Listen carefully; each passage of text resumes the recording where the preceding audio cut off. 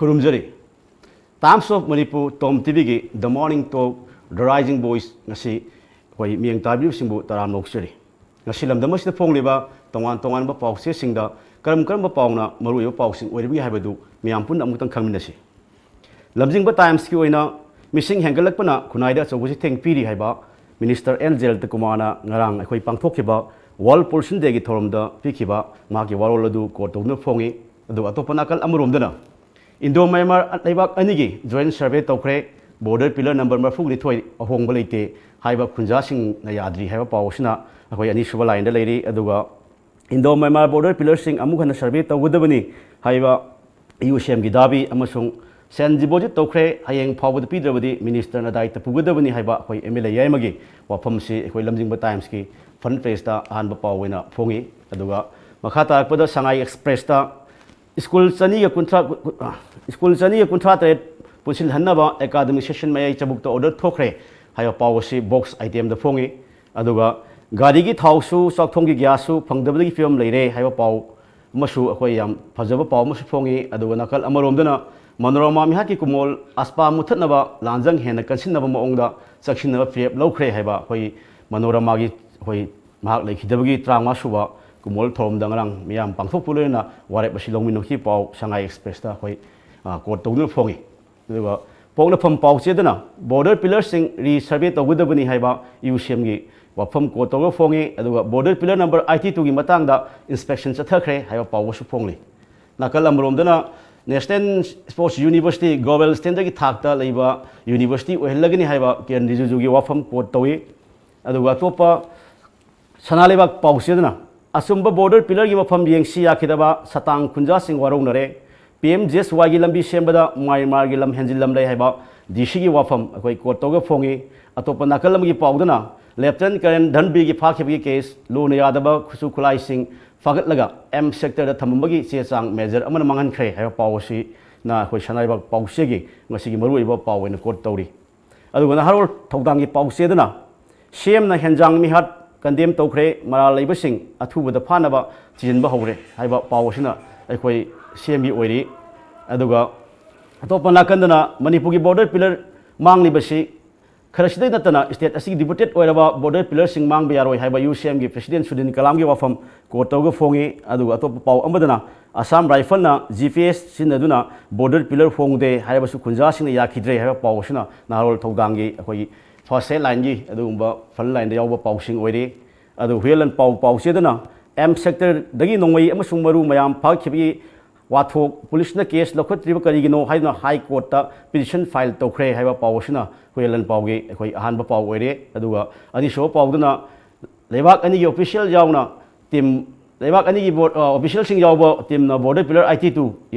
yungli mafam yangshin khre hana border pillar IT2 yunglami hariba mafam da Changlam dabadagi khunja sing pena khidre haiba paw asina huelan pawgi ani suba headline oina oiri aduga amaromdana speaker na MLA Viren gi mathakta disqualification case proceeding lokhathre haiba paw asina huelan pawgi adugumba front page ta yawba maru yo paw sing oire aduga Eastern Express tana isagi ngkhai ngak senaba miyamna mitna na singna leibiro haiba UCM gi akhoi appeal amasung India na Manipur ngkhai ngak pangamdragadi miyamda sinabiro haiba MMWO gi wafam akhoi yam chawba hoi yam chawna front page da phongi aduga ikangi awaba marakta isawi section da khan khre haiba pawsna hoi Action Express ki ani suba hoi top headline oina phongi aduga iroi loiba akhoi gasi phongi ba irei baktana akhoi aspagi marumda security force na Manipur da mioi lising tara hen hathre Manorama mi hakki lising thorom pangthokre haiba pawsna headline oiri aduga ngarang pangthokhiba World Population Day gi thomda hoi Health Minister L.J. Takuman haikiba senthok lambi leitabana angang yamna pokpuna crime kayamrum tholi haiba pawsing asina akhoi ngasi Imphal da phongliba pawse singi maruiba paw oiri ngasi asigumlaba akhoi gi Imphal da phongliba khuni phongba pawse sing asi khana nenanabgi damakta ngasi akhoi gi studio da social scientist akhoi tamo danabi laisam lengshin du leibiri akhoi tamo busu tom tv gi maikei dagi akhoi harauta noksari Tawang asi Imphal da phongliba pawse sing asi akhoi yengjilu matamda ngarang akhoi World Population Day gi thoram pangthokhiba amasung akhoi je naba leiriba akhoi Manipur gi amasung Myanmar ani gi ngamkhai kero akhoi sigumba pawsing sa yamba mainly wena phongboina ui adu hanba da khoina thamjaning basi damo akhoi मिसी खोई kissing सी खोई खुनाई सिदा खोई महिरोल दगी लेरबा खोई जाति लेरबा खोई foot बसी मुसलक बगी खोई मांगबगी मांगलक पया हेबी सिंगदबगी लेबगी खोई अदु मिपाइबा दो खोई दलेतब नते अदु ngarang पांगथुइबा खोई वर्ल्ड पॉपुलेशन डे गी थौरमसिना खोई मिनिस्टर जयंतना खोई पिगिबा मिसिंग हेंगलकपदा खुनाइदा सो थिंग पिरे हाइबा वाफम सिगा ngasi खोई तोंगान तोंगान CCO CSO सिंग अमसुंग मियामना खोई पॉपुलेशन हेंगलगा खोई मिसिंग हेंगतनबगी थमिबा खोई अनिसिगी मरकता करी करी खेनबसिदा कई मो लेबिगे दो तम थंबी याम चुमी दमेन याम फजबा मतम सिगा चानना नैनबा याबा याम चावबा फम बा तसिंगबदी खोगी यूनाइटेड नेशन ना मागी वर्ल्ड पॉपुलेशन डे पांगथोइ सिगी माय मनुंगी ऑब्जेक्टिव से मिसिंग गा कथबसु नते मागी दिको खोगी मिसिंग कथबसु कथबनी लोइनना खोगी हेल्थ सेक्टर याम इंपोर्टेंट पी आदि मसामो फना लेना बमरोइना नुपी अंगांग को अदा मिसिंग हेंगतबसिदि दमेन लम खरना मी याम पाम लम खरना मी पाम नत्रा चाइना गुम्बा इंडिया गुम्बा 1.3 बिलियन 1.75 बिलियन लेबसिंग दि पाम दबा याइना यूरोप की लम यामदि मी जि पामे दुन मोइदि माइग्रेंट सिंगजिना मोइगी इकोनॉमी डेवलपमेंट तोइ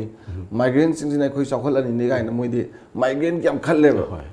अदुमाइना लैबसिदा खोइना येंबा यारिसिदि होय अदुमक ओरसु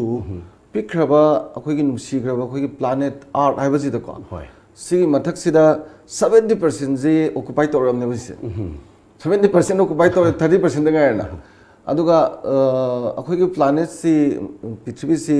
इसिंग गाक्तनि दना कंपाल के सरुसि खितनेबा कंपाल के सरु खितंग ओइबसिदा खोइ म्याम लैबसि पोकपुगी सांगजिना सुमहेलादि मी अमा लैबा हाइसि मागी लैबम थोपा हिंगोल नुंगोल अदगिदि मागी नुंगाइबि याबा मोंग अमदा लैबा दुनतना पगलै लैबसु याबा नतेदना को अदुगुम्बदुना मरम ओइदना पॉपुलेशन जी कंट्रोल तोबगी वाफम बुदि थंबा अदुदा याम मरोइना खोइगी मोइगी सस्टेनेबल गोल जे मोइगी सस्टेनेबल गोल जे दा क्वालिटी ऑफ लाइफ सिनेबा याम मरोइस लैरिबा मी पोइबा मी जिंगसिना पोलकपगी अमुतंग तान पोकसिदा वान थोक लैना हिंगमगा लैगिदबा पुंसी दुने पामनरिजे पोइनेना पपोक पोगा लेबम लैतबसि अवाबा स्लम एरियादा रेस्टोरेंट हुंदोरपा पोचैदो खुंदर खोदर हुइगा चामिनरगा हिंगिने ने हिंगजु नुगाइबा नतेदना अदुमक्सि इंडियादि याम तवे अदुबु अवांग नोंपोकी नो एखोइगी पुंसीगी अपामबसिगा मालेमगी अतै लमगी अपामग मानदब को अदुना यूनाइटेड नेशन गी सुमोइना एबोरिजिनल की कोई इंडिजिनस पीपल की को सिगी मतंग दा थोदोकपा मोई दा पंदे आदि मिटोप चंगागा लम्ममगी लेबा मी जिंदुगी फोर्स एसिमिलेशन तौरगा मागी थबक मुलखिबा नुपी अंगांगी बायोलॉजिकल चेंज लाखिबा सकजलि ओंथोरक दोइन रेशियली दो मांग दोइने बका अरेगी तोंगान तोंगान बखोगी लेबम चाबम गजि लै मोई लोई लेखरगा पॉलिटिकली मोइना मिसिंग यामागा नंबर गेम निना म्यूट का ओइगिदना खोरकिदना लमदुगी हेक येलम ओइदे लेजरबा मीदु मांगी बजिदि अदुम मालेमगी लम अयाम बखा खरा मरुवे लम हुजिक मालेमी खंगनरिदम चनैदना अवांग नोंपोक्तजु अखोइसु अदुमंगनेबा नत्रा अदा मसिदा पॉपुलेशन कंट्रोल सिदा अदुगी वाफम सिदि यावदबा अदुबु इंडिजिनस पीपल की फोरम यूनाइटेड नेशन की तोंगाना लेको अदुना खनबा नैनबदि लै अदुबु मालेमगी ओइना सिगुमबजिजु खरा खंगबिबा मथौ तारकपा लैबा मरमदि कैनोइदा इरमदमसिदा हजि आईएलपी की वाथोक लैरिबा अदे अवांग नोंपोकी मियाम निंगदोल पोमिजिको आईएलपी लैबा लमभावबदा मिटोप संगपदगी मसिंग हेलप यावरि नंत्रा अदुना इवन नागालैंड जे आईएलपी लै अदु प्रोटेक्शन मियाम लैजरजु डिमापुर बुदे आईएलपी कोनदेको अदु मोरजु मोइगी अयाम थबेंगांग तौरिबा बिजनेस तौरिबा खोलिबा मरुवेना पैसा नुसा तालिबा कांगबुजिदि अयाम मपानगी लोइदि बेंगोली नेजलकपा अदुना मसिगुम्बजे दमेन याम लुरिजे खोइना अदुगुम्बदु सुम इंडिया की कॉन्स्टिट्यूशन दा लोइनबक से एनी सिटीजन ऑफ इंडिया जो फंडामेंटल राइट लेनिंग जगह लेबी आई चनिंग जगह चप याय हारसु फंडामेंटल राइट टू की मायोक्ता थेनब नतबदा रीजनेबल रेस्ट्रिक्शन खरे थंबदी आइदना मरम चाबा थिंगबा खरदि खोइजु डिमांड तोबी आई नत्रगदि प्रूफ अमना मांगी बैसिको याम लाइबक थिबो ओइबा अदुबु लुरिसे दमेन से याम लुम लेरिबा इंडिया गुम्बा मल्टी प्लूरल सोसाइटी ददिने आइजु ए कांगलो मसिन हेका निंगेबा राइट नागाजु नागा मसिन हेका निंगेबा Muslim जो पग है नहीं करनी है हेंगली हुई का हेंगली में मालेम की वजह 2050 दा all the countries of the world Muslim ने occupy तौनी है नहीं ना अदा सुमाई ना कोई दी पोक्ते यादें है भी मुंग में ले रही बा सोमदना population control दमें का नकल बरोब दना multi plural society दा दी अखोई दी अंगांग यामगा अखोई मिसिंग यामगा फै हयें मिसिंग यामदरगा दी आइगी जाति सिगो बा political leader कमाई थोक तो नो अदना मिसिंग सिम हंदर खर दी politically अखोई जे मांगनी गाय बगे अदुमाई लेबनिना quality of life से question तौबा अदना United Nation की मागी population control तौनबा अदगी दी मागी अखोई याम मरुइना को sustainable goals जी औनबा अखोई मियाम खरदी to some extent ज्ञान ताबदी है अदुबु आइगी मोटर जुने आई नंबर जी क्या पाम दे आई दी अंगांग जे यांखई ले बदो यांखई मक्तु मा बदमाश होय दे सर बुदे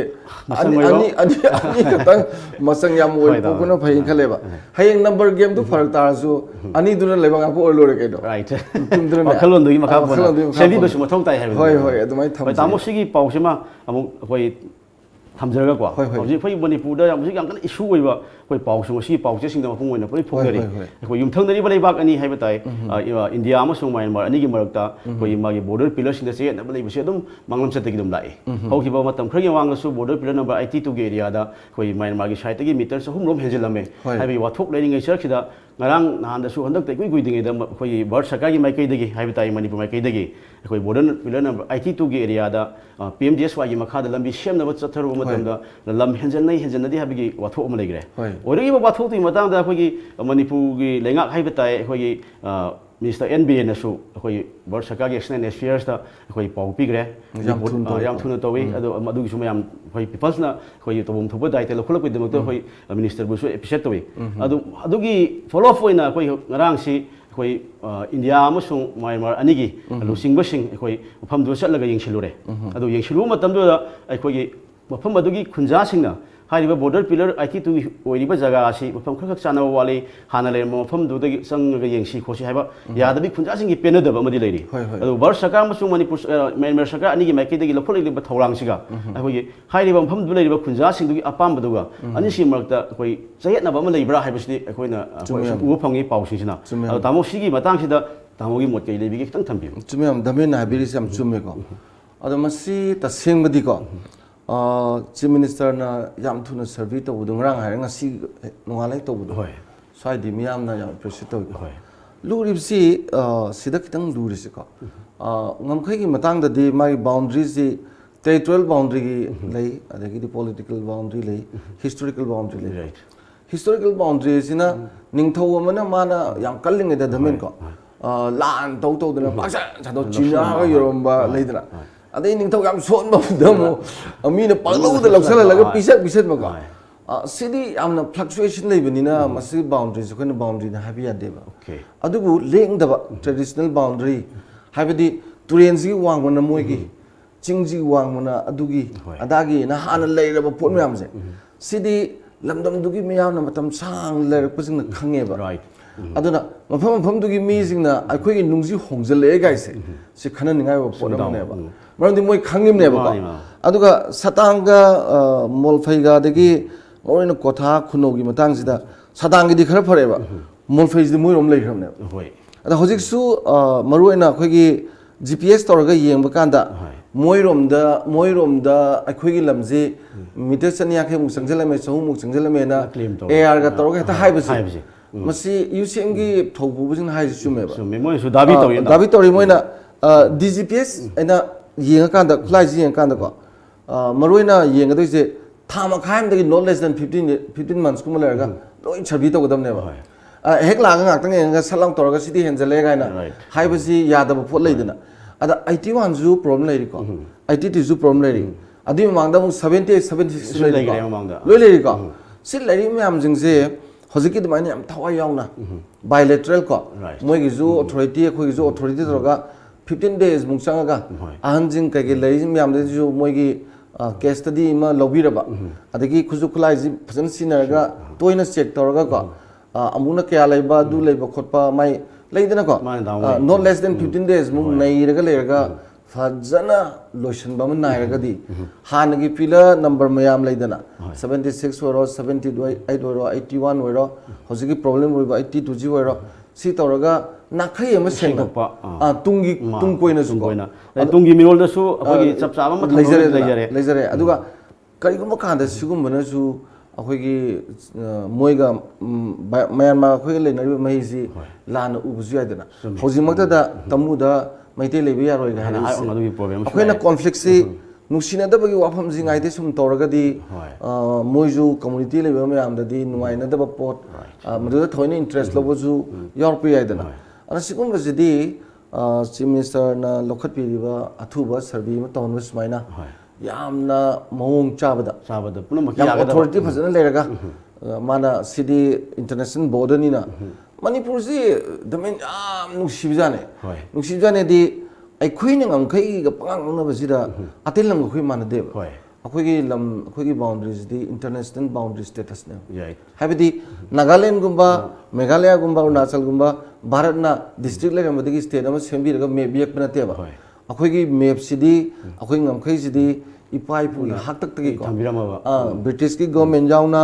इंडिया गवर्नमेंट जाउना मणिपुरी गवर्नमेंट जाउना अदगी बर्मीज गवर्नमेंट जाउना मयाम जिना खनरगा लेपम ngamkhai नि न को काइथो काइसिंग रिपोर्ट से मसी ngaite ngangna basu ngaite maramdi मागी स्टेटस से तेग माना देव अदुना लेंगाक पसिंगना खितंग हेना यूसीएम नगा थंबिरि बो पोस्ट सोम द माकी वंजन बिरगा द सेक्शन बिरगांदा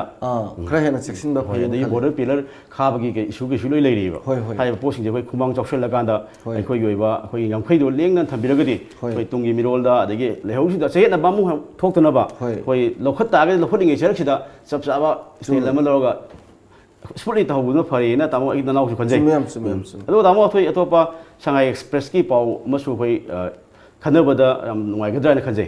हौजिक एखोगी हौजिक दुगी लेरिबा मणिपुरगी चरांग याम सी मरक सिदा एखोई स्कूल लेंगा की स्कूल सनी कुंथ्रात्रे से पुनसिनबको कोई एकेडमी सेशन दी हौजिक चथरियुने एकेडमी सेशन मयाई चबुखिदा कोई ngasiगी लेंगांग ऑर्डर म थोखि हाइबसे सिसिना तामो कोई लाकदोरिबा हजिक लाइक मही मसिंग तमेबा मायो सिंगजे सिदा स्कूल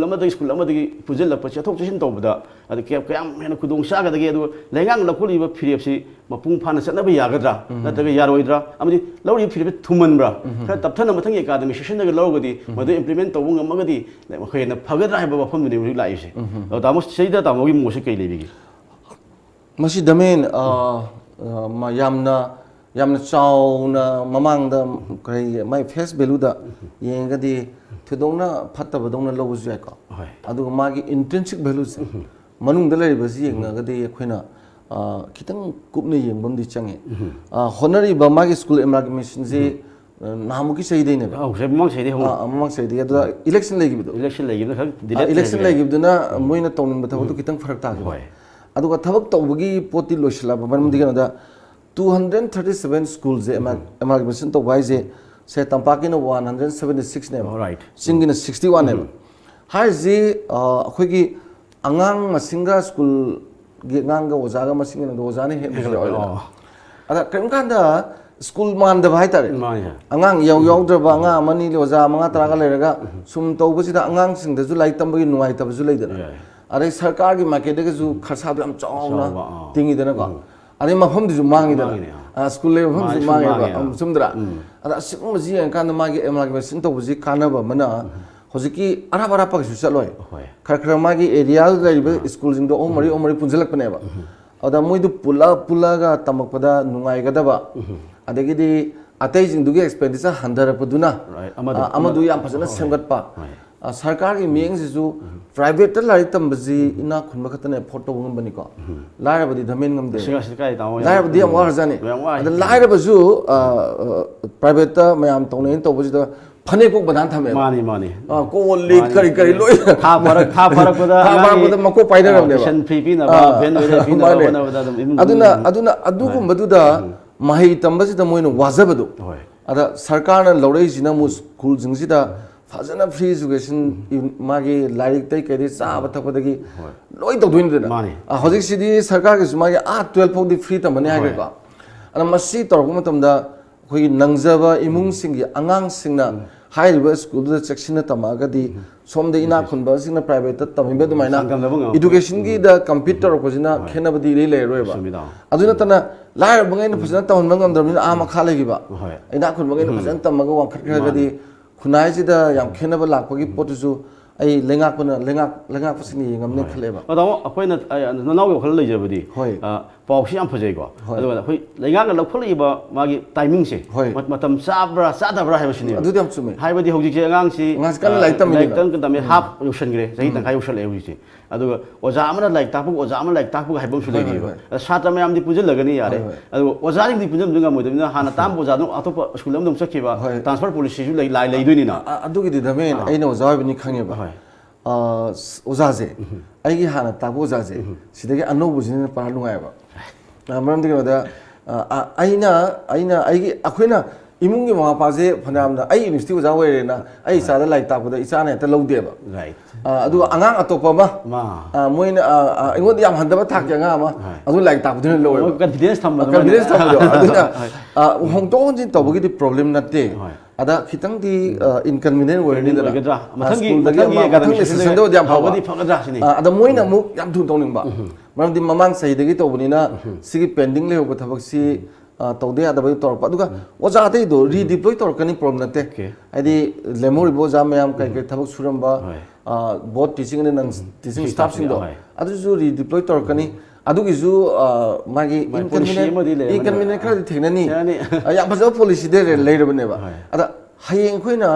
वादन नुंगाइबा लेब्राइदो सुमी वादन नुंगाइबा Lebra ताइबंगिसे to some extent inconvenient khadu de koi thena tare maram di this is a very big challenges ka ada sarkar na initiate torga my director naga toge yong tori se siju akhoi gi angang singi lair ba angang singi maroina education ji kitang phana bane ba aduga once akhoi gi public schools jing se sarkar gi lenga ki school jing jina private se compete to ngama ba lair ba sing angang loi tam ngam jara ba enrollment ang ba henkala ba अदु यदि economy save तोरकनी अदे अमना ने दमेने के मागे बा आइदि सिगी जी याम Lun लहनिंगे आइगी अंगांग सिना पैसा पिंगे देगी पैसा जे बारी द तिंगा हयें मतिक चाब दु सेमबा काइदोंगे सरकार नु सिरोय मरिपा नु सिरोय मरमदम नु सिरोय आइजे फ्री द लाइक तमन कोने सरकार ना अदु यदि आइने मतिक चाब मन थबक तौकांदने आइजे कनाना सेमैनो मथिरकपुदो लेंगा कोने सेमकुनेबा लमदम जिना सेमकुनेबा औदी केदोबगी आई इमा लेबा की सेवा तोरदोनो आई केदोबगी आई प्रजा की तोरदोनो खन्नेबा आई इमा इपा जे आई सेमकदने हिंगोन बु योलकपनि को आदि थबा एक तोबगा सेनजे तकतरा साने माने चुंद्रा औदी तकतरा सेन ताखलादि को अदुदी लेबाक दि कानदे अदुना सरकार ना ngamjabi thakta ko mana miji semubuse si kana bayam le masigi ji damen aina khudam pige ba akhoi matamda private habs leite loi namak si government gine maduda semak pa angang sing do english ngang ba khotpa fashion do da ngang da hitabi yai adu thabai ngang to da ne hojiki mi rong di mana chundra pai taw hoi ngasi lengang na hoi lamdam si hai tai go tungi hori mai ro sing yeng kan da moi lokhet pri policy se hoi mai pak pa dagi hen implement to ga da hen phabo ipsno hai ba pham thabjage adu da hojik sanga express ke to pa mana ekhoi yam aming weli se gari gi thau su sak thong gi ग्यासु फंगदबगी film दे लेरे हाइबा पाव मसु फोंगे मागी मरो पाव से कोई इम्फाल दिमापुर लंबी परिंगदा कोई गाड़ी सथोक्सिन जागतबा अदगी सिदगी कोई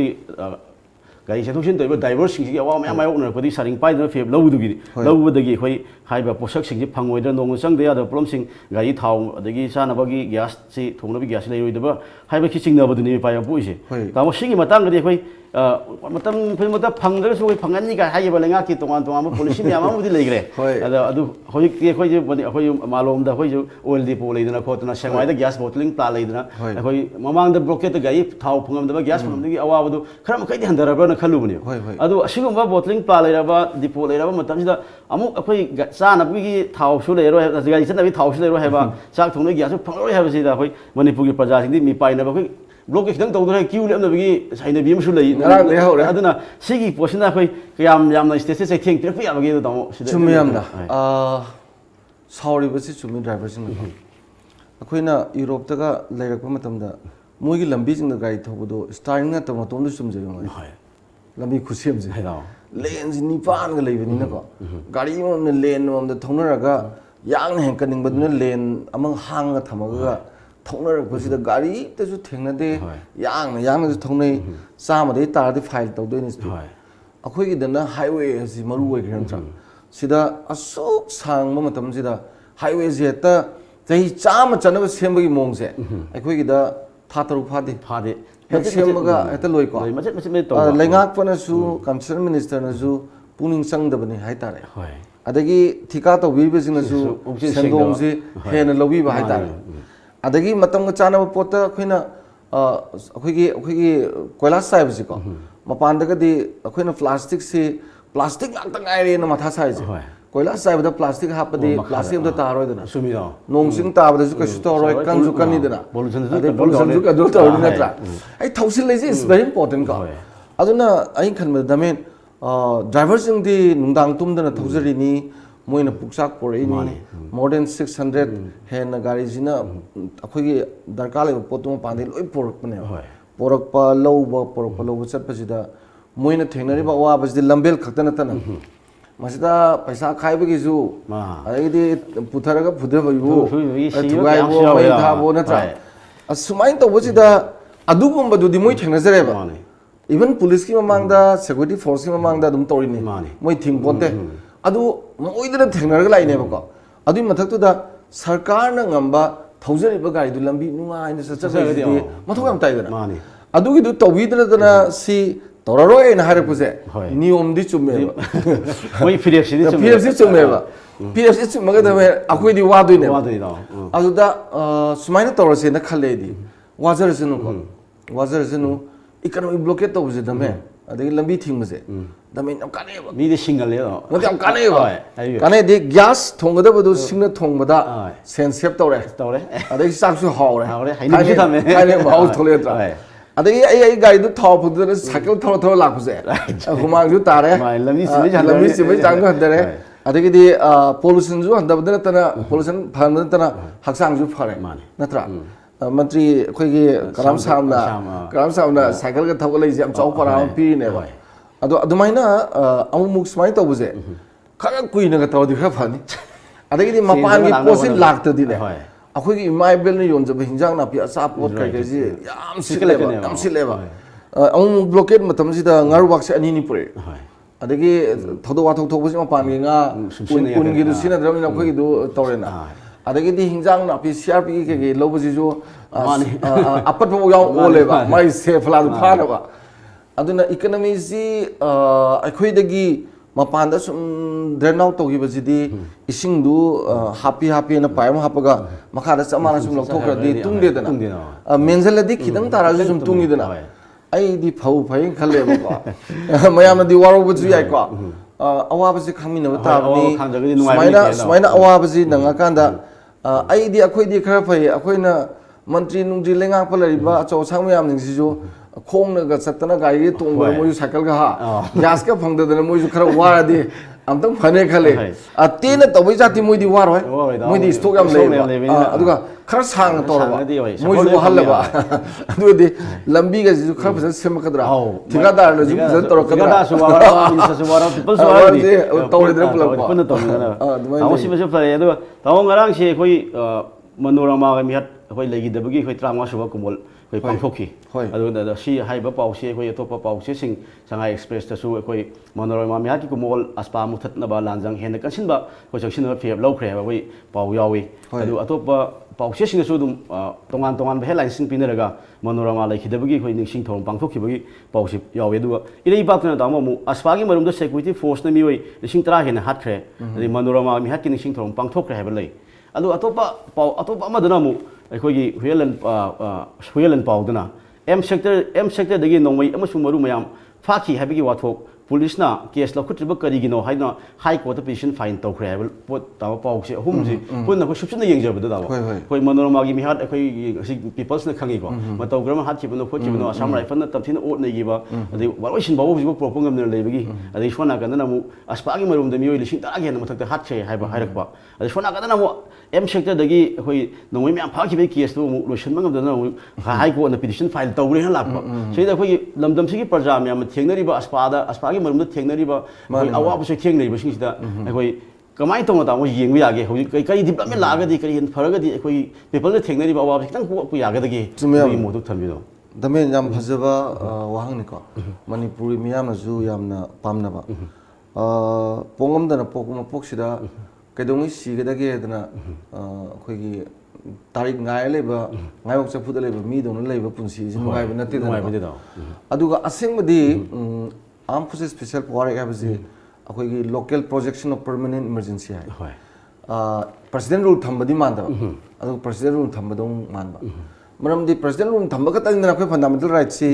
ꯑꯩꯈꯣꯏꯒꯤ ꯂꯧꯊꯣꯛꯏꯁꯦ ꯑꯗ ꯍꯤꯡꯖꯒꯦ ꯍꯥꯏꯕ ꯍꯛꯁꯦ ꯅꯪꯒꯤ ꯙꯔꯃꯒꯤ ꯍꯛ ꯑꯣꯏꯔꯣ ꯑꯗꯩ ꯂꯥꯏꯔꯤꯛ ꯇꯝꯕꯒꯤ ꯍꯛ ꯑꯣꯏꯔꯣ ꯊꯕꯛ ꯇꯧꯕ ꯍꯛ ꯑꯣꯏꯔꯣ ꯑꯗꯒꯤꯗꯤ ꯍꯛ ꯂꯣꯏꯅꯕ hold the right to equality right to freedom hold this against exploitation ꯑꯗꯨ ꯑꯗꯥ ꯐꯟꯗꯥꯃꯦꯟꯇꯦꯜ ꯔꯥꯏꯠ ꯂꯣꯏ ꯇꯣꯛꯑꯣꯕ ꯍꯤꯡꯖꯒꯦ ꯍꯥꯏꯕ ꯍꯛꯇꯨ ꯂꯩꯇꯕ ꯑꯩꯉꯣꯟꯗ ꯑꯗꯨ ꯔꯥꯏꯠ ꯃꯌꯥꯝꯗꯨ ꯄꯤꯔꯛꯀꯗꯣꯏꯅꯣ ꯑꯗꯨꯗꯤ ꯔꯥꯏꯠ ꯂꯩꯇꯕ ꯃꯥꯟꯗ꯭ꯔോ ꯏꯃꯥ ꯏꯕꯦꯜꯅ ꯍꯥꯏꯕ ꯑꯃ ꯂꯩꯌꯦꯕ ꯄꯣꯂꯤꯑꯣ ꯀꯥꯞꯄ ꯇꯣꯛꯄꯤꯔꯣ ꯆꯤꯡꯍꯟꯗ꯭ꯔꯒ ꯍꯌꯦꯡ ꯆꯥꯎꯔ ꯍꯥꯠꯇꯤ ꯁꯔꯨꯛꯄꯨꯗꯤꯅ ꯑꯗꯨꯅ ꯃꯅꯣꯔꯃꯥꯒꯤ ꯁꯤ ꯑꯣꯏꯔꯣ ꯑꯗꯩ 18 ꯖꯨꯟ ꯑꯣꯏꯔꯣ ꯃꯁꯤ ꯑꯩꯈꯣꯏꯅ ꯃꯀꯣꯛ ꯊꯪꯉꯒ ꯂꯨꯆꯤꯡꯉꯒ ꯏꯍꯧ ꯍꯧꯔꯛꯄꯅꯤ ꯑꯗꯨꯅ ꯑꯩꯅ ꯒꯕꯔꯅꯔꯒꯤ ꯀꯥꯁꯤꯗ ꯃꯇꯝꯗꯨꯒꯤ ꯍꯣꯝ ꯃꯤꯅꯤꯁꯇꯔꯒ ꯋꯥꯔꯤ ꯁꯥꯟꯅꯕꯗ ꯁ꯭ꯄꯣꯛꯁ ꯄꯔꯁꯟ ꯑꯣꯏꯕꯁꯦ ꯑꯩꯅꯦꯕ ꯌꯨꯅꯤꯚꯔꯁꯤꯇꯤꯗꯒ ꯑꯦꯛꯁꯄꯦꯟꯁꯟ ꯀꯣꯜ ꯇꯧꯗꯅ ꯈꯔ ꯌꯥꯝ ꯇꯥꯈꯤꯕ ꯑꯩꯉꯣꯟꯗꯁꯨ ꯑꯗ ꯇꯁꯦꯡꯅ ꯃꯁꯤꯃꯛꯅ ꯃꯤ 100,000 ꯍꯥꯠꯈꯤꯁꯦ ꯆꯨꯝꯃꯕꯅꯤ ꯑꯗꯨꯅ ꯑꯩꯈꯣꯏꯅ ꯀꯔꯤꯒꯨꯝꯕ ꯀꯥꯟꯗ ꯚꯥꯔꯠꯀꯤ ꯅꯥꯒꯔꯤꯛꯂ ꯅꯠꯇꯕ꯭ꯔꯅ ꯀ꯭ꯋꯦꯁꯟ ꯇꯧꯔꯛꯏꯁꯦ ꯑꯩꯈꯣꯏ ꯏꯟꯗꯤꯌꯥꯅ ꯇꯁꯦꯡꯅ ꯃꯥꯒꯤ ꯅꯥꯒꯔꯤꯛꯅꯦꯅ ꯈꯟꯕꯤꯔꯗꯤ ꯀꯔꯤꯒꯤꯗꯃꯛꯇ ꯑꯩꯈꯣꯏꯗ ꯁꯤꯒꯨꯝꯕ ꯂꯣꯏ ꯆꯠꯂꯕ ꯂꯝ ꯑꯃꯒꯤ ꯃꯊꯛꯇ ꯊꯝꯒꯗꯕ ꯑꯦꯛꯁꯦ ꯊꯝꯕꯤꯔꯤꯅꯣ ꯀꯥꯏꯅ ꯑꯩꯈꯣꯏꯅ ꯁꯥꯎꯖꯔꯤꯁꯦ ꯃꯅꯤꯄꯨꯔ ꯃꯤꯌꯥꯝꯅꯒ ꯁꯥꯎꯔꯤꯁꯦ ꯃꯣꯏꯅ ꯈꯪꯗꯇꯣꯏꯅꯦꯕ ꯁꯤꯇꯤꯖꯟ ꯄꯀꯥ ꯁꯤꯇꯤꯖꯟ ꯑꯣꯏꯍꯟꯗ꯭ꯔꯤ ꯀꯩꯒꯤꯅꯣ ꯍꯥꯏꯕꯅꯦꯕ ꯏꯟ ꯁꯣꯔꯠ ꯀꯣ ꯂꯣꯏ ꯂꯝ ꯆꯟꯕꯗꯧꯅ ꯇꯧꯕꯗꯨ ꯇꯧꯅꯨ ꯍꯥꯏꯕꯅꯦꯕ ꯑꯗꯨꯅ ꯃꯔꯤ ꯌꯥꯝ ꯂꯩꯅꯩ ꯁꯤꯒ ꯃꯔꯤ ꯂꯩꯅꯅ ꯈꯨꯠꯁꯨ ꯈꯨꯠꯂꯥꯏꯒꯤ ꯑꯣꯏꯔꯣ ꯋꯥꯊꯣꯛꯀꯤ ꯑꯣꯏꯔꯣ ꯇꯧꯔꯤꯕ ꯃꯌꯥꯝꯁꯤꯡꯁꯤ ꯁꯦꯀ꯭ꯌꯨꯔꯤꯇꯤꯗ ꯃꯣꯏ ꯇꯧꯅꯤꯡꯕꯒ ꯇꯧꯔꯛꯏꯁꯦ ꯁꯤ ꯕꯤꯀꯣꯖ ꯑꯣꯐ ꯗꯤꯁ ꯑꯦꯛ ꯑꯗꯨꯅꯦꯕ ꯃꯤꯌꯥꯝꯅ ꯎꯔꯤꯁꯦꯀꯣ ꯑꯗꯨꯅ ꯗꯃꯦꯟꯅ ꯍꯪꯕꯤꯔꯤꯕ ꯃꯔꯤ ꯂꯩꯅꯕ ꯋꯥꯐꯝ ꯃꯌꯥꯝꯗꯣ ꯑꯦꯛꯁꯤꯒꯤ ꯃꯈꯥꯗ ꯇꯧꯕ ꯄꯣꯠ ꯉꯥꯛꯇꯅꯦꯕ ꯑꯗꯨꯅ ꯉꯁꯥꯏ ꯌꯥꯝ ꯃꯔꯨꯑꯣꯏꯅ ꯀꯔꯤ ꯇꯧꯕꯤꯔꯒ ꯐꯒꯗꯒꯦꯅ ꯑꯃ ꯍꯪꯉꯤꯗꯅ ꯑꯩ ꯃꯇꯥꯡꯁꯤꯗꯗꯤ ꯑꯩꯗꯤ ꯒꯚꯔꯟꯃꯦꯟꯠꯀꯤ ꯋꯤꯜꯗꯣ ꯍꯥꯏꯕꯗꯤ ꯍꯧꯖꯤꯛ ꯂꯣꯏꯅ ꯑꯣꯔꯗꯔꯁꯤ ꯌꯥꯝ ꯊꯤꯅ ꯐꯔꯦ ꯌꯥꯝ ꯐꯔꯦ ꯃꯃꯥꯡꯗꯒꯤ ꯌꯦꯡꯉꯀꯥꯟꯗ 100% ꯐꯔꯦ ꯍꯥꯏ ꯌꯥꯔꯦ ꯅꯠꯇ꯭ꯔꯥ ꯁꯤ ꯌꯧꯔꯛꯑꯒꯗꯤ ꯑꯥꯔꯝ ꯐꯣꯔꯁꯦꯁ ꯁ꯭ꯄꯦꯁꯤꯌꯦꯜ ꯄꯥꯋꯔ ꯔꯦꯒꯁꯦ ꯗꯃꯦꯟ ꯃꯉꯣꯟꯗ ꯃꯥꯅ ꯏꯝꯄꯣꯖ ꯇꯧꯔꯛꯏꯁꯦ ꯑꯩꯈꯣꯏꯗ ꯅꯪꯒꯤ ꯃꯥꯒꯤ ꯃꯅꯤꯄꯨꯔ ꯃꯅꯨꯡꯗ ꯑꯩꯈꯣꯏꯅ ꯁ꯭ꯇꯦꯠꯅ ꯂꯥꯎꯊꯣꯛꯄ ꯅꯪꯒꯤ ꯀꯩꯅꯣꯁꯤ ꯑꯩꯈꯣꯏꯒꯤ ꯁ꯭ꯇꯦꯠꯅ ꯑꯃ ꯂꯥꯎꯊꯣꯛꯏꯗꯅ ꯊꯥ 3 ꯑꯦꯛꯁꯇꯦꯟ ꯇꯧꯔꯤꯗꯅ ꯗꯤꯁꯇꯔꯕ ꯑꯦꯔꯤꯌꯥꯁꯦ ꯗꯤꯁꯇꯔꯕ ꯑꯦꯔꯤꯌꯥꯁꯤ ꯍꯦꯛ ꯂꯧꯊꯣꯛꯑꯗꯤ ꯑꯥꯔꯝ ꯐꯣꯔꯁꯦꯁ ꯁ꯭ꯄꯦꯁꯤꯌꯦꯜ ꯄꯥꯋꯔ ꯑꯦꯛꯁꯤ ꯏꯝꯄ꯭ꯂꯤꯃꯦꯟ ꯇꯧꯕ ꯌꯥꯗꯦ ꯑꯗꯨ ꯑꯣꯏꯔꯗꯤ ꯁ꯭ꯇꯦꯠꯀꯤ ꯑꯣꯊꯣꯔꯤꯇꯤꯁꯤꯡꯅ ꯍꯟꯗꯛꯁꯦ ꯀꯦꯕꯤꯅꯦꯠꯅ ꯑꯗꯨ ꯈꯟꯅꯕꯒꯤ ꯀꯧꯕꯗ ꯀꯦꯕꯤꯅꯦꯠ ꯂꯥꯛꯅꯈꯤꯗꯕꯅꯤ ꯑꯗꯨꯁꯨ ꯃꯅꯤꯄꯨꯔ ꯃꯤꯌꯥꯝꯅ ꯋꯥꯔꯧꯕ ꯂꯩꯀꯣ ꯍꯥꯏꯕꯗꯤ ꯃꯣꯏꯒꯤ ꯐꯝꯃꯨꯟꯅꯕꯅ ꯂꯨꯕ꯭ꯔꯥ ꯂꯩꯕꯥꯛ ꯃꯤꯌꯥꯝꯒꯤ ꯁꯤꯒꯨꯝꯕ ꯃꯇꯥꯡꯁꯤ ꯅꯩꯅꯕꯁꯤꯅ ꯂꯨꯕ꯭ꯔꯥ ꯍꯥꯏꯕ ꯃꯇꯥꯡꯗꯨꯗ ꯑꯗꯨꯗ ꯀꯦꯕꯤꯅꯦꯠꯅ ꯀꯩꯒꯨꯝꯕ ꯈꯟꯅꯔꯝꯃꯒ ꯍꯧꯖꯤꯛ ꯗꯤꯁꯇꯔꯕ ꯑꯦꯔꯤꯌꯥ ꯂꯥꯎꯊꯣꯛꯏꯁꯦ ꯇꯣꯛꯑꯝꯃꯕ ꯈꯔ ꯑꯦꯛꯁꯄ꯭ꯂꯦꯟ ꯇꯧꯕ ꯌꯥꯏꯗꯅ ꯊꯥ ꯍꯟꯗꯛ ꯆꯍꯤꯁꯤꯃꯗꯤ ꯌꯦꯡꯉꯁꯤ ꯀꯔꯤꯒꯨꯝꯕ ꯃꯁꯤꯗ ꯐꯠꯇ꯭ꯔꯒꯗꯤ ꯂꯣ ꯑꯦꯟ ꯑꯣꯔꯗꯔꯁꯤ ꯑꯃꯨꯛ ꯐꯔꯛꯇ꯭ꯔꯒꯗꯤ ꯑꯃꯨꯛ ꯊꯝꯃ ꯂꯣꯏꯔꯦ ꯒꯥꯏꯕ ꯁꯔꯀꯥꯔꯒꯤ ꯁ꯭ꯇꯦꯟ ꯂꯧꯕ ꯌꯥꯏꯑꯕ ꯍꯧꯖꯤꯛ ꯑꯦꯁꯦꯝꯕ꯭ꯂꯤ ꯁꯦꯒꯃꯦꯟ 8ꯗꯒꯤꯁꯨ ꯍꯥꯟꯅ ꯃꯥꯅꯦ ꯂꯩꯅꯦꯕ ꯑꯗꯨꯅ ꯑꯩꯅ ꯈꯟꯖꯕꯗ ꯗꯤꯁꯇꯔꯕ ꯑꯦꯔꯤꯌꯥ ꯂꯥꯎꯊꯣꯛꯄꯁꯤꯕꯨ ꯍꯦꯛ ꯀꯣꯝꯊꯣꯛꯑꯕ ꯑꯁ꯭ꯋꯥ ꯂꯩꯇ꯭ꯔꯦ ꯑꯗꯨꯅ ꯑꯩꯈꯣꯏꯒꯤ ꯁ꯭ꯇꯦꯠꯀꯤ ꯑꯩꯈꯣꯏꯒꯤ ꯁꯤ ꯂꯨꯆꯤꯡꯕ ꯑꯣꯏꯕꯤꯔꯤꯕ ꯑꯩꯈꯣꯏꯒꯤ MLAꯁꯤꯡ ꯍꯥꯏꯇꯥꯔꯦ ꯃꯤꯅꯤꯁꯇꯔꯁꯤꯡꯒꯤ ꯀꯂꯦꯛꯇꯤꯚ ꯔꯦꯁꯄꯣꯟꯁꯤꯕꯤꯂꯤꯇꯤ ꯑꯃ ꯆꯪꯉꯤ ꯃꯣꯏꯅ ꯂꯧꯕ ꯐꯤꯔꯦꯞꯇꯨꯅ ꯑꯩꯈꯣꯏ ꯐꯗꯣꯏꯅꯦꯕ ꯇꯥꯃꯣ ꯅꯠꯇ꯭ꯔꯥ ꯇꯥꯃꯣ ꯑꯗꯨꯕꯨ ꯑꯁꯨꯝꯕꯁꯨ ꯂꯩꯔꯦ ꯑꯩꯈꯣꯏ ꯑꯗꯨꯝ ꯊꯦꯡꯅꯔꯁꯨ ꯂꯥꯛꯄ ꯏꯁꯨ ꯑꯃꯁꯨ ꯑꯣꯏꯈ꯭ꯔꯦꯀꯣ ꯑꯗꯣ ꯇꯥꯃꯣ ꯍꯧꯖꯤꯛ ꯑꯩꯈꯣꯏꯒꯤꯗ ꯍꯧꯖꯤꯛ ꯑꯦꯛꯁꯤꯌꯟ ꯑꯦꯛꯁꯄ꯭ꯔꯦꯁꯇ ꯑꯩꯈꯣꯏ ꯌꯥꯎꯔꯤꯕ ꯄꯥꯎꯁꯤ ꯑꯇꯣꯞꯄ ꯄꯦꯄꯔꯁꯤꯡꯗꯁꯨ ꯂꯣꯏꯅꯃꯛ ꯀꯣꯠ ꯇꯧꯏ ꯑꯗꯨꯕꯨ ꯑꯦꯛꯁꯤꯌꯟ ꯑꯦꯛꯁꯄ꯭ꯔꯦꯁꯀꯤ ꯑꯣꯏꯅꯗꯤ ꯈ꯭ꯋꯥꯏꯗꯒꯤ ꯃꯔꯨꯑꯣꯏꯕ ꯄꯥꯎ ꯑꯃ ꯑꯣꯏꯅ ꯂꯧꯈꯠꯂꯒ ꯍꯦꯗꯂꯥꯏꯟꯗ ꯍꯥꯞꯄꯤ ꯏꯀꯪꯒꯤ ꯑꯋꯥꯕ ꯑꯩꯈꯣꯏ ꯃꯔꯛꯇ ꯏꯆꯥꯎꯗꯒꯤ ꯑꯩꯈꯣꯏ ꯆꯦꯛꯁꯤꯟꯅꯕ ꯈꯪꯈ꯭ꯔꯦ ꯍꯥꯏꯕ ꯑꯩꯈꯣꯏ ꯏꯀꯪ ꯊꯣꯛꯄꯒꯤ ꯑꯋꯥꯕ ꯂꯩꯔꯤꯕ ꯑꯩꯈꯣꯏꯒꯤ ꯃꯅꯤꯄꯨꯔꯒꯤ ꯇꯝꯄꯥꯛꯀꯤ ꯁꯔꯨꯛ ꯑꯃꯁꯨꯡ ꯆꯤꯡꯒꯤ ꯁꯔꯨꯛꯁꯤꯅ ꯐꯪꯗꯕ ꯑꯗꯒꯤ ꯑꯩꯈꯣꯏꯒꯤ ꯆꯥꯕꯒꯤ ꯆꯤꯟꯖꯥꯛꯇꯁꯨ ꯈꯤꯇꯪ ꯆꯍꯤꯒꯤ ꯑꯣꯏꯅ ꯂꯧꯆꯒꯗꯕ ꯐꯧ ꯂꯧꯐꯝ ꯀꯌꯥ ꯑꯃ ꯑꯩꯈꯣꯏ ꯂꯩꯇꯨꯝꯁꯤꯡ ꯂꯩꯀꯛ ꯆꯠꯂꯒ ꯂꯩꯕ ꯂꯧ ꯎꯕ ꯌꯥꯗꯕꯤ ꯂꯧꯃꯤꯁꯤꯡꯅ ꯋꯥꯅꯔꯤꯉꯩ ꯑꯗꯨꯒꯤ ꯃꯔꯛꯇꯨꯗ ꯁꯔꯀꯥꯔꯒꯤ ꯃꯥꯏꯀꯩꯗꯒꯤ ꯈꯔꯇꯪ ꯑꯣꯏꯔꯁꯨ ꯎꯅꯕꯅ ꯏꯁꯤꯡ ꯄꯥꯏꯞ ꯄꯤꯕ ꯈꯣꯠꯄ ꯂꯧꯍꯣꯜ ꯍꯨꯟꯕꯒꯤ ꯊꯕꯛ ꯆꯠꯊꯔꯤꯉꯩꯁꯤꯗ ꯑꯃꯨꯛ ꯉꯔꯥꯡ ꯅꯣꯡꯅꯤꯁꯤꯗ ꯋꯤꯊꯤꯟ ꯈꯤꯇꯪ ꯅꯣꯡ ꯆꯨꯕꯁꯤꯗ ꯑꯃꯨꯛ ꯏꯆꯥꯎ ꯊꯣꯛꯄ ꯌꯥꯕꯒꯤ ꯐꯤꯕꯝꯗ ꯂꯩꯔꯦꯅ ꯑꯃꯨꯛ ꯆꯦꯛꯁꯤꯟꯅꯕ ꯋꯥ ꯊꯝꯃꯛꯄꯁꯦ ꯑꯩꯈꯣꯏꯒꯤꯁꯦ ꯅꯣꯡ ꯈꯤꯇꯪ ꯆꯨꯗ꯭ꯔꯒꯅ ꯏꯀꯪ ꯊꯣꯛꯄ ꯈꯤꯇꯪ ꯇꯧꯔꯒꯅ ꯍꯦꯛꯇ ꯏꯆꯥꯎ ꯊꯣꯛꯄ ꯁꯤꯗꯩꯗ ꯑꯩꯈꯣꯏꯒꯤ long term policy ꯑꯃꯈꯛ ꯂꯧꯈꯠꯂꯒꯗꯤ ꯆꯨꯝꯃꯦ ꯌꯥꯝꯅ. ꯑꯩꯈꯣꯏ ꯑꯋꯥꯕꯁꯤꯡꯗꯒꯤ ꯑꯩꯈꯣꯏ ꯃꯥꯌꯣꯛꯅꯕ ꯈꯔꯗꯤ ꯉꯝꯒꯗ꯭ꯔꯅ ꯈꯜꯂꯤ ꯌꯥꯝ ꯐꯖꯕ ꯑꯗꯣ ꯋꯥꯅꯤ. ꯇꯥꯃꯣ ꯁꯤꯗꯩꯗ ꯑꯩꯈꯣꯏ ꯇꯥꯃꯣꯒꯤ ꯃꯣꯠꯇꯤ ꯀꯩ ꯂꯩꯔꯤ Damen, Manipur is mapani imanabsin hai. Your Manipur is very small but very difficult to understand. Ama da woro akhui Manipur si economy theory su pan bhe yadaba. Hoi. Political su pan yadaba. yadaba. Miyam ki issues bari le BJP janda amta karawaga BJP yada ka. Kakpa, oh. Ari Congress ka si naharo Mani. ka si yaw thingzale na. Plug ka khala ko. Manipur jam nungai ba aduga akhui na ngarang ji sing hojik se khoi sing ikang thopagi wana dana chief minister na magi pam kapi dana Pi tawri. ade MLA jing mai concern MLA jing sinaga involvement leidana mai kend da sing ching da hore ne ba ada ngasi ga ngarang ga khitang tarak pa tarak to ma leben no de as lep ta no se wala mani tarak de ising ga kai de खर ताबी तो अखोई लंबी फाउ lambi bok sat pa nuai to thum ba yaw re dana al masi loina bak sigi khwaidi maru ba di chumme ba yam long term plan ma to do kai do bu khoi rain forest rain water harvest to de thaina labu khudning gi kom to le mi khoi kong sila ine ba lo lok lo ga adu ahanjing to ma thau tu kari gi to ko adagi di mu nala jing si loksat lagi bana aduna thumje do khale ba adagi di jing ma pa ya da ya ni tra say out of 100 ta 92% jina ching orga only 8% tampak ni tra tampak tagi tori bu kholi ba ching jina 92% kana phang dram ne hori ba udu yan that ban ta kaim to dram ne ado loi kok thom ni na ising tare jar la e loi na lo su lo hodre yam chaw ba yam sang ba long plan ama government ki sieng a jana to phai ram di kana da once masigi long term plan da phajana to gi ba ne iram dam si da mahi morong su matik chani ching ju phajana nungai ni na tra ado ising mai sing ju marang kai roi iram dam si di ising gi wa da lam ne ba ko kana na bu thaje doino manipur da ising batal le thalakani hoi do sundar ne mani akhoi na multu da sana la ising tha mi ne khuding mak se sarkar na mieng long term plan ni sang bo snu na thamjare hoi taw tamo du atopa hoi paw mo dana hoi sigi paw si atopa paw si khar thum phongi ado ta se na makti masi angakpa mani hana sulo ya paw ni du sidagi sigi paw sidagi amena makha ta na thok na ba people sa hoi para ama tamu bushya ne na logjaga hoi gi sel deposit taukhre hayeng phau da pi daga di minister na daita puguda ni hai ba hoi gi sindro gi yai magi paw ma khoi lamning ba times ta phongi aduga sieng piu haina MLA na thumjin khre haina hoi sina hoi irei bak paw se da phongi hojik oi si ta mo खुराई केंद्र सिंग fungi फंगदी है बा थोक से local issue ओजरग सो मोई केंद्र की ओजरग so people ना ताब दम नुआई तबा होइदा सुम स्माइल लोग तोरबा जाला कायना वखल ना खन याबी पोरम सुलाकवा अदुगा स्वादा गंदना मु खुराई की केंद्र की माइके दी हाइक पोवा खब वफम खरा सुम सुम स्वादा गंद केबन पीडी मिनिस्टर ओइबा केंद्र की लंगथबांगी मिना ओ थोंग तोंगनबा अदि मै मशन की मगदा लई हाइबा थोक सिगी ओइबा थोक सिमना सरकार की सब स्टेल अमसु पीदबा सिना कोई लेरिबा प्रजा सिंगी मरग से ना बम थोलगद्रा हाइबगी चिंगनबदु लई अदुगा सिंगना बम सु औनरगा तौनरपा अदगी ड्रामा सु मालकबगु मोलाकपा सिदि तामो कई नि यंगिनगे दमेन आई मसी जे यम मोट पि जब तल होय मोट पि तल इन द सेंस दैट हाना जु खरा दम अमदजु नै नरे को तौरिबो पोट से आई खनबदा यम फोकस तोय मोत होय कंसर्न मिनिस्टर ने एमएलए ने वारी फजन सारगा आई लोसिन म फेंग यस यस ताओ कहीं ना केंद्र खुदिंग चेंग फसने ये लिया है खुराई की नहीं येंदे है खुराई की येंदे बस मरम करेगी मरम हम ले पैसा पीबा लेरम दबरा नत्रगा मागी करी करी नो मनुंग दम ले नद्रबरा असीस्ता याम लूर से अमना हजू से कल लेबा बीजेपी की पावर मनुंग अमना कोलिशन की मनुंग दले जबा मतोम द यावबा पॉलिटिकल पार्टी अमगी निका औदा मोई मसेन की पार्टी अमगी कलिकता ngang गदबा वादु नतबदा सिगी वाफम से बीजेपी मनुंगी मंत्री अम थोमगदि तौरेबा चुमद्रा अदुगा सागी जेडीपी हदाइन मागी एलजेपी एलजेपी सुमिच एलजेपी मतोम द यावबनी अदुगा साम जिसु in comparison with other MLAs and ministers माजिसु यामना फतव मिदिनते to some extent he is a very nice man का आइडी अंगाव ओंगेदगी मोइना अंगाव ओंगेदगी अखोइना मियाम की थबक तब तुंग इनरक्तना अखोइना लोइनरक अंगाव मनि मोइसे मोइसे अदुम खरा मियाम की खनबा अतई का खर मानदबदी मीनेबा अदा उमै वारी सानब नते अदगी मागी स्टेटमेंट मोगी प्रजा गिदु येंकादा सुम लेंगाक मनुंगदा हुनबको लेबांग मनुंगी इरांग लेबांग मनुंगी अवाबा इसिंगी वरो अदगी लमदमजिगी चाद थक्तब चेंग ताक तांगपगी वरो वाथो मयाम जिदा सरकार फमनबगी अमा अदगी चेंगी स्वाइन तोनबजे एमएलए की बुद्धि माई केंद्र दुगी चेंग पीदबदुदी चेंग तांग मतम से तौम थोपने खले थमजनी दी आई हम थादोनी अदगी थिंगनबा खोनबा असोमदजु थिंगनबा खोनबा सुमाई तोय मोता तुमिना फमिना लोसनबिरो diplomacy is diplomatic relationship diplomatic talk is masi lobby ga harise masi hujikanda manna manin naidana thabak yam kan toba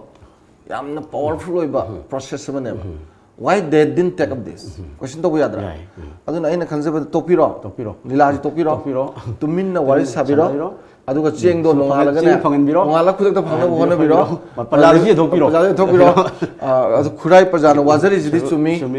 pbu phajana men dana ko aduga concern minister na ju phajana phaminaraga ne hayeng dagi tawong thokdo loi tobigro irang jima irang me amje marakta si irang jim napsalak puse irang chok thokpane lojagi dame masim diwari am sang nainabu yadre khale times of manipur gi tom tv gi morning talk hoi mieng tabiri sing dagi break am tawdo ge yam thun hanjrake yam leng lebi tom break was am dang lo matam hendrawa yende yeng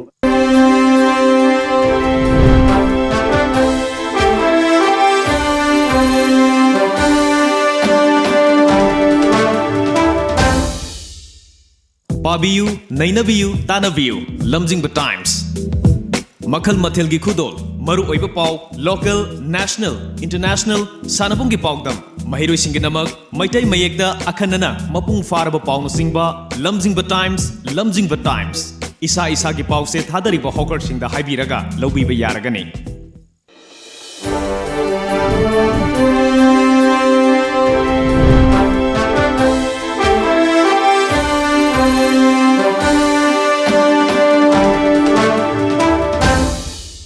मियंग ताबिबसिंगबो अमुक खन तराम नोक्सरी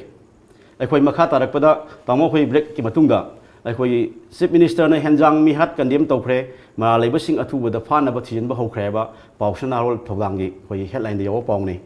अदो खोई लाइबक थिबा थौदो मदा खोई सखंगदबसिंग कापकपदगी को खोई हेंजांगी मिहा खोई मी अनिश लेखिदबि थोग थोख्रे अदो चीफ मिनिस्टर की माइकैदगी सुंगांग मखोइदा एक्स गेशियर लुपा लाख अनी पीनबा मखादान लाख मंगा फाव पीनबगी माइ कंडेम तब नुआइतब चेनरीबसिंग होई मतिक चाब दंदी पीगनी लेबाक मपाली आई लेडी हाइबा उटकनी हाइबा चीफ मिनिस्टर की याम बोलबे वांग दु होई थंबिख्रे अदा चीफ मिनिस्टर होई पीरिबा थाजबसी याम हेन लौबु याबगे अदु थौदोक्सि मतुंग दमोन थोक्तनबा लेंगांग कइगि थौरांग कसि याबगे मसि दमेन चीफ मिनिस्टर की थाक्तगी हाइरकपैसे खरे तौरने याई अदा मसी तौरगा अमतंग मागी चप चप दंदी जी पीरदिने मतुंग जु खरा थोलोय अखोय हाने याम नेग्लेक्ट तौरे अदुना अइना पाम्ब मोंग दु दमाना थबक तौदे न मी फार हालगदी लमदम जिदा लो एन ऑर्डर दु क्राइ चखा क्वेश्चन तौरे अनु सेमना मसी फजन लखलकने खली